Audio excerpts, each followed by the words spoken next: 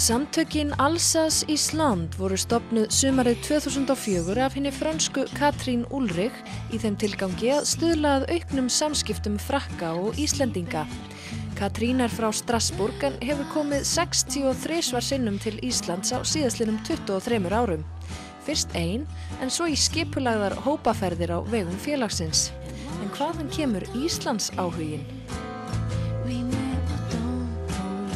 Jeg får ofte med spørsmålene mine til Norge og Sverige og Finland, Danmark. Og så var alltaf drømmer å fare til Island. Og sikkert jeg var 50 år av meg liv. Gatt jeg fengisat i Gøv, og får jeg i første ringferd. En bara med mannen min, og så efter kom jeg med barnakår og barnasinfoniumsveit min i 94, og vi gav dem 7 tonleker, og så ville komme foreldre, sier og viner, og så kom jeg aftur, og så var smått, mye bare en kvas mer. Mer finnes det Island så fyllt av overveint landslag og fyrir folk som aftur like nå så mye avnæg å se alt som overveint, grønt og blom og godt veder og alt dette og godt mat. Og så svikna godt å komme aftur og aftur med Frakka til å bare kenne Island. Þú gleymir stórum hluta, við förum mikið á veturna líka með hópa og vorum til dæmis hérna í byrjun mars með hóp Mývatni og lentum hér í alls konar ævintýri. Og svo myrkva? Já, svo fórum við aftur aðra ferð austur á firði. Þetta voru 10 daga ferðir, þannig að þetta engar smá ferðir. Og í þessum veðuraðstæðum sem við erum með á veturnar, en það bara meira gaman og við erum með jafnvel ánægðara fólk eftir vetrarferðirnar heldur en sumarferðirnar. Norðurljós líka, oft, heppinlega oft. Ferðirnar sem samtökin bjóða upp á Íslandi eru fjölbreyttar og sniðnar eftir árstíðum. Þar ferðast 10 til 20 manns saman landið í rútu, oft í 10 til 15 daga í senn, skoða náttúruna, læra söguna og menninguna og fræðast íslenska list.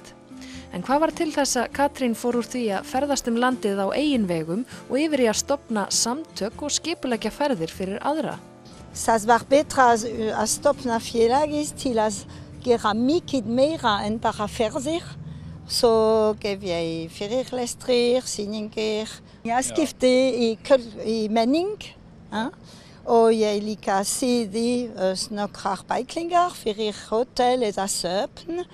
Så det var imis jeg gatt gert eftir að við hefðum stopnað félagið. Ja.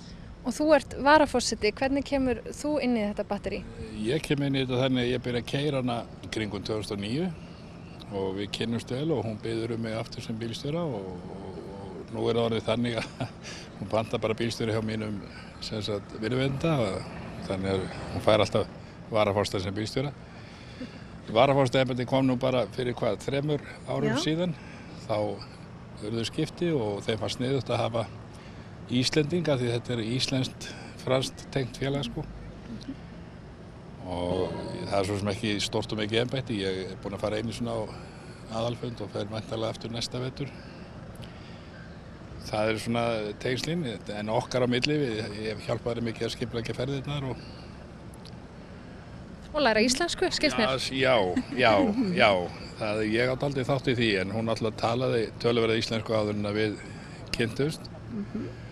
En ég tók það voðalega fljótt að mér að fara að leiðrétta hana mikið og tók svona lítið fyrir einu og það hefur gengið upp. En þú hlýtur að vera búin að leggja dálítið mikið á þig við að læra þessa íslensku. Þú talar hana óbúslega vel. Ég verð að fá að spyrja það eins það. Margrét Helga sem kennari á frönsku í Kvennaskólanum í Reykjavík. Og hún var í ein ár hjá okkur í Strasbourg í Háskólanum. Og hún var mjög góð kennari. Og ég var dugleg líka. Og så eftir las jeg heldur ein, og så kom sånne bílstjóri som var Solin Móður till als hjälpa mer.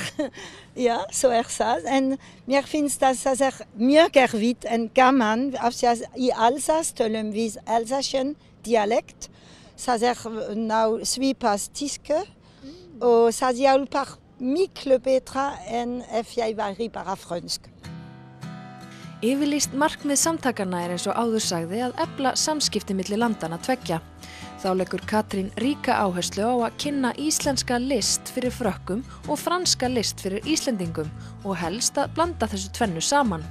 Hún hefur staðið fyrir fjölda listviðburða bæði hér á Íslandi og í Frakklandi. Nú stendur til að mynda yfir sýningin Hugmyndir í Grafíksafni Íslands, þar sem íslenski myndhöggvarinn Anna Sigríður Jónsdóttir sýnir ásamt frönsku listakonunni Marie-Thérèse Sink. Félagið gengur út á tengsl milli Alsace-héraðs og Íslands í list og menningu.